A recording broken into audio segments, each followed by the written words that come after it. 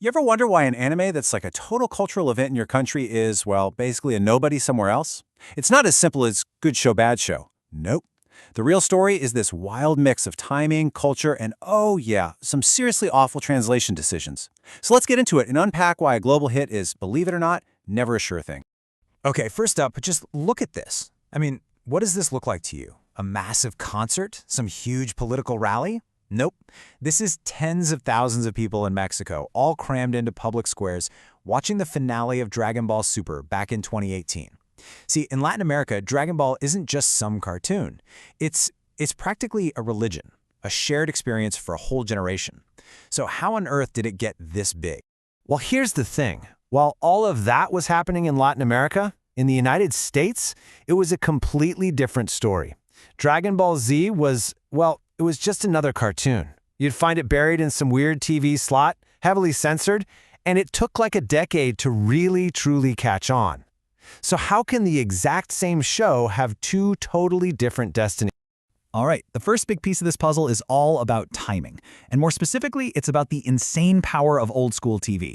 You gotta remember, before the internet, if a show wasn't on TV, it might as well not have existed. So this really boils down to something called free-to-air TV.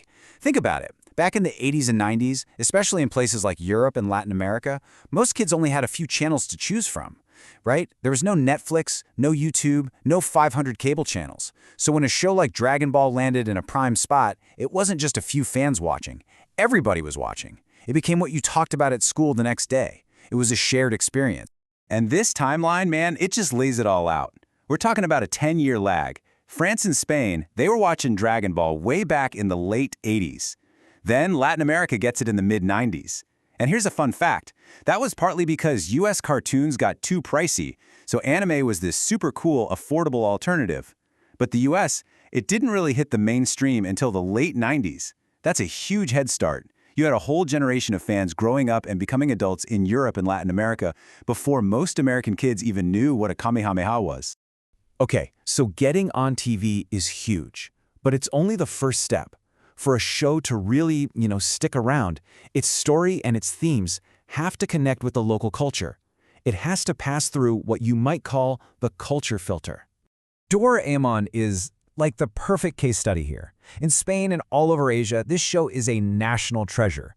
It's all about family, community, and accepting that it's okay to be a little bit of a mess and need help. But in the US, a complete and total flop. The main character, Nobita, was seen as, well, too needy. That just didn't vibe with that classic American ideal of pulling yourself up by your bootstraps. I mean, Disney even tried to Americanize it, changing things like chopsticks to forks, and it still just landed with a thud. Or how about Lupin the Third? In Italy, this guy is an absolute icon. He's suave, he loves fast cars, he's a ladies' man. He's basically the embodiment of that Italian idea of sprezzatura, that effortless cool. The love is so real that a new season actually premiered in Italy first, before even Japan. But then you look at France, where his original literary inspiration comes from, and because of some copyright stuff, they had to rename him Edgar the Robber. Edgar. That one little change put up a wall. He wasn't their guy anymore. All right, so let's say a show gets the timing right. The cultural vibe is there. You'd think it's a slam dunk, right? Well, there's one more massive hurdle, the translation.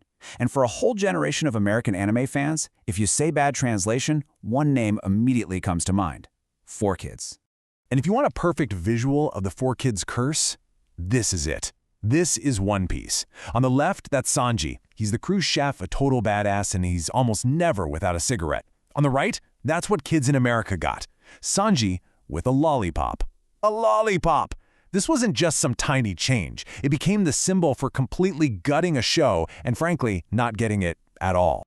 Oh, and it got so much worse than just lollipops. The 4Kids playbook for how to butcher an anime was, pretty thorough. Guns became water pistols. Any mention of death? Gone. Cigarettes? Lollipops. They cut out entire story arcs, changed character backstories, and even replaced the incredible original music. For years, this one dub just poisoned the well for One Piece in the States. It made people think it was just some goofy, nonsensical show for little kids. And look, this had real-world consequences. You can see it in the numbers. France got a faithful version of the show, and it became the second biggest manga market on the planet. One Piece sold over 30 million copies there. But the US, stuck with the 4Kids version, was left in the dust for more than a decade. That translation filter had a massive multi-million-dollar price tag. Okay, so that was the old world, right? A world of TV gatekeepers and, let's be honest, some truly terrible dubs. But then, streaming came along. Netflix, Crunchyroll, they completely redrew the map. So everything's a level playing field now, right? Well, kind. For the most part, yeah, things are way better. Streaming gets rid of that 10-year lag, a show can drop everywhere at once, it totally bypasses the 4Kids-style censors. You get a show like Demon Slayer that can launch globally with fantastic subs and dubs and become an instant worldwide hit. The old walls have definitely crumbled. But it turns out there's a new filter, a much more subtle one. And to really get a handle on how anime works today, you need to know a term like this one: filial piety. Now, this is a core value that comes from Confucianism, and it's all about having this deep, unwavering respect and devotion to your family, your parents, your ancestors. It's a foundational idea in a lot of East Asian cultures. So, what does an ancient philosophy have to do with a hit anime? Well, let's look at the evidence. Here's the box office for the Demon Slayer movie. I mean, it was a monster hit everywhere. The biggest movie of all time in Japan. A huge historic success in the US. But look a little closer at South Korea and Taiwan. Even in Korea, where there have been boycotts of Japanese products, the movie was an absolute smash hit. Why? What was it that connected so deeply there? It's this, right here. The main character, Tanjiro. His whole reason for being is to save his sister and restore his family. And while audiences in the US were absolutely blown away by the incredible animation, and it is incredible, audiences in places like South Korea and Taiwan felt something else. They connected on this deep cultural level. Tanjiro's quest perfectly mirrored that core value of filial piety. It hit different. It felt important. So what's the takeaway here? It's that even now, in this age of instant, global streaming, history still matters. A lot. The world map of anime fans isn't some flat, uniform thing. It's got all these peaks and valleys that have been carved out over decades. When you boil it all down, an anime's journey around the world is like this crazy obstacle course, and its success really depends on clearing these three big filters. First, the broadcast filter. Did it get that primetime 90s free TV boost?